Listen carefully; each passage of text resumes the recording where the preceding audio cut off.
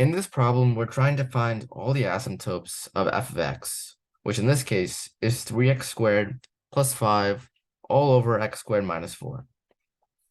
So let's start off with the horizontal asymptote.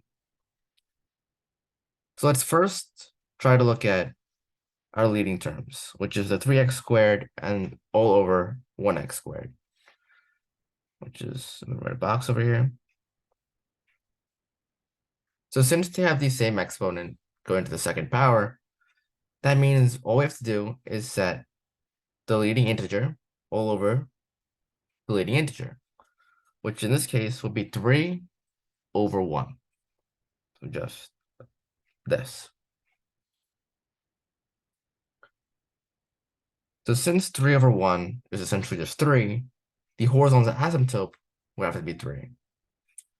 So now how would we write this on a test or a quiz? So we'd write the horizontal asymptote would be at y equals 3. The main reason as to why it has to be y is because the horizontal asymptote is essentially just a straight line like this. Now let's look at the vertical asymptotes. So first, to find the vertical asymptotes, we try to break up the bottom binomial into this, x plus 2 and x minus 2. Just a simple difference of cubes. Now we try to find first if there's any removable discontinuity.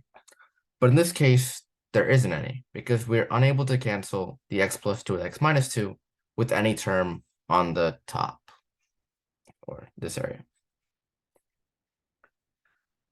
So now we're only stuck with these terms in the bottom.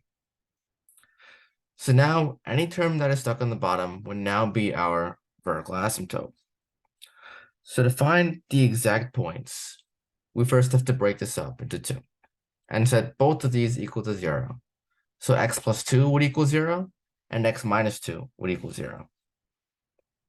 So x plus 2 equal to 0, which would be x is equal to negative 2.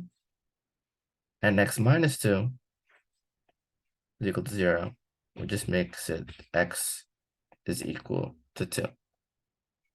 So since we found the vertical asymptotes to be negative 2 and 2, let's go back here and see how we'd write it.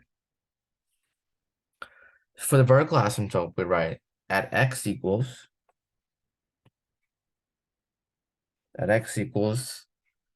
negative 2 and x equals 2.